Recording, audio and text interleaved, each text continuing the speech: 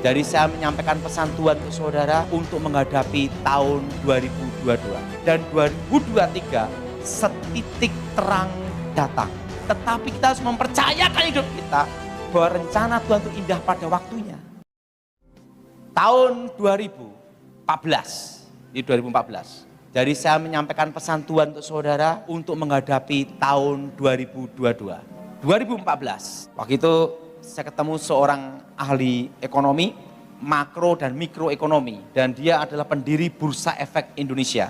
Dan dia teman baik saya tidak lama, 15 tahun. Dia tanya sama saya, ada enggak pesan Tuhan memberitahu yang sangat penting untuk Indonesia? Saya beritahu sama dia bahwa Indonesia mengalami krisis ekonomi. Kira-kira kapan krisisnya itu? Anginnya akan datang 2018, badainya akan datang 2020. Dan tepat kira-kira bulan 6, bulan 7, Indonesia mengalami stagnat ekonomi. Ekonomi berhenti untuk menuju tahun 2023. Dan akan terjadi inflasi dan deflasi bertemu.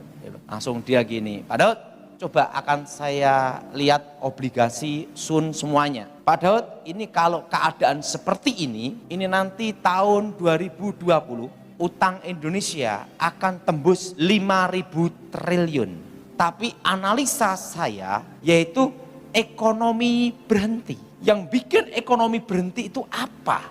Ekonomi akan stagnat menuju 2023. Dan 2023 setitik terang datang. Dia memberitahu saya, gini Pak Daud. Pak Daud berani nyampaikan ini. Tahu enggak Pak Daud? Nanti Pak Daud dianggap gila loh. Kenapa? Dalam teori yang membuat stagnat ekonomi itu pertama adalah perang.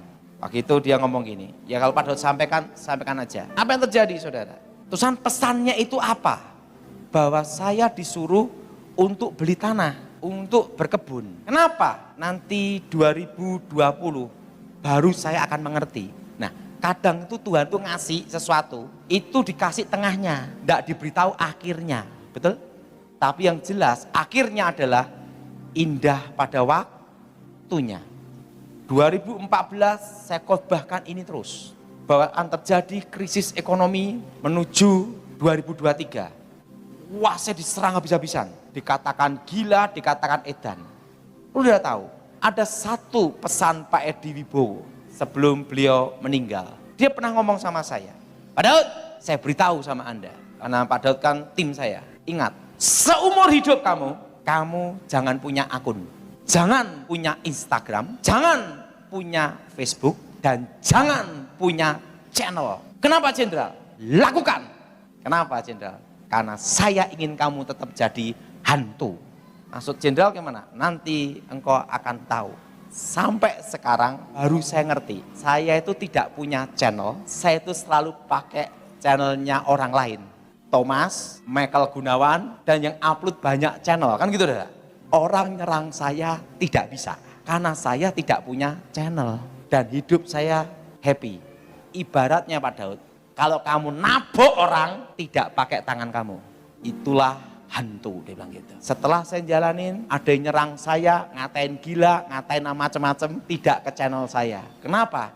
Saya tidak punya channel. Dan puji Tuhannya satu, saya tidak bisa dipecat, karena saya tidak pernah ditasbiskan, disahkan jadi pendeta.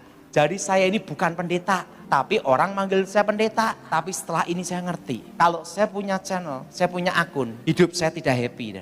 Diserang kanan kiri ke channel saya semua. Tuhan juga demikian. Tuhan kadang Tuhan yang memberitahu apa? Tengahnya. Tetapi kita harus mempercayakan hidup kita bahwa rencana Tuhan itu indah pada waktunya. Jadi iman kita bahwa apa yang kita percayai tidak akan dipermalukan Tuhan. Amin. Nah, waktu itu Tuhan beri saya pesan apa saudara? Lakukan ini. 2017 saya beli tanah. Setiap kali saya dapat uang saya beli tanah aja. Saya tanam durian, alpukat, macam-macam. Saya enggak ngerti saudara. Maksudnya Tuhan itu apa? Saya enggak ngerti waktu itu saudara. 2019, pesan 2020 bulan Januari pendeta-pendeta datangi Pak Gilbert. Karena dia tahu Pak Gilbert itu kan mentor saya. Dan yang kedua, mereka tidak bisa negur saya atau memecat saya karena saya tidak punya organisasi gereja dan saya tidak pernah masuk organisasi sama sekali. Sehingga pendeta-pendeta datang menemui Pak Gilbert. Ini Daud kok khotbahkan ini sampai bertahun-tahun Pak Gilbert. Pak Gilbert harus tegur dia. Pak Gilbert ngomong gini, ini kan tahun 2020 Januari. Kita nunggu bulan Desember. Apa yang akan terjadi? Tak akan lihat. Apa yang terjadi saudara? Bulan Maret, bulan April, corona. Betul? Sampai sekarang ekonomi berhenti. Betul? Semua banyak di rumah saja. Sekolah-sekolah sepi. Semua online. Hotel-hotel banyak yang sepi. Setelah itu 2020, 2021 baru saya ngerti. Jadi saudara, kadang Tuhan memberitahu apa? Pertengahan. Bukan apa saudara? Akhir. Tapi ingat saudara, rencana Tuhan itu indah pada waktunya. Dan tahun 2022 Indonesia akan mengalami inflasi selama 5 tahun. Saudara semua harus siap-siap untuk menghadapi inflasi. Ingat, sekarang pajak naik. Jadi ingat saudara, nilai tak uang apa? Merosot. Amerika sudah mulai inflasi, Indonesia menyusul. Dan ingat, untuk masa saat ini sampai tahun 2023, saudara masih ada kesempatan untuk beli tanah, saya beritahu. Untuk menghadapi inflasi, karena orang semua perlu uang cash, betul? Dan usahakan saudara tahun ini dan tahun depan jangan utang bank. Dan yang kedua, ibu-ibu yang tidak bisa ngerem, lebih baik jangan pegang kartu kredit. Dan saudara masih ada kesempatan. Kapan kesempatannya itu? Kesempatan ini ada tahun ini dan tahun depan 2023. Karena di masa depan akan dibatasi kepemilikan tanah. Dan Indonesia akan dipulihkan Tuhan total ekonominya. Itu 2035. Dan ingat, 5 tahun lagi corona ini akan bermutasi terus.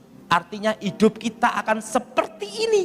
Dan kita semua harus menyesuaikan. Ada satu kata-kata, orang hebat itu bukan karena pintar, tetapi dia bisa adaptasi dimanapun tempat. Udah tahu, virus ini pun ingin hidup. Kalau yang kena infeksinya mati, dikubur juga, virus itu juga mati, betul? Virus itu juga mau hidup. Makanya virus akan menyesuaikan terus sampai 5 tahun. Nah 5 tahun ke depan, di bawah 10 tahun, corona ini nanti kasusnya sama dengan virus influenza, flu biasa. Kenapa? Karena virus itu nanti semua akan menyesuaikan. Jadi saudara, tahun 2022 inflasi akan terjadi. Ini pendapat saya dalam bisnis. Saudara dalam bisnis, jangan sekali-sekali menggadaikan rumah tinggal. Seperlu uang saudara, sebutuh apapun usaha saudara, yang tidak boleh saudara lakukan adalah satu, jangan menggadaikan rumah tinggal.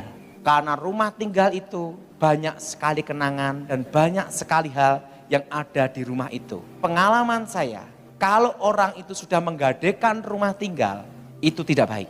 Dan itu banyak hal akan terjadi di luar dugaan.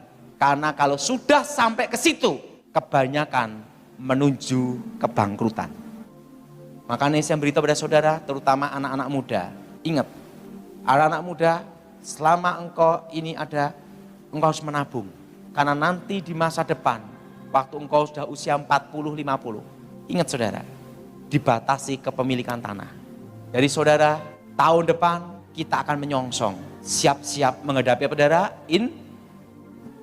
Tuhan akan memelihara kita di tengah-tengah kesusahan. Dan ingat saudara, saudara masih punya kesempatan. Sampai tahun berapa saudara? 2023 Januari.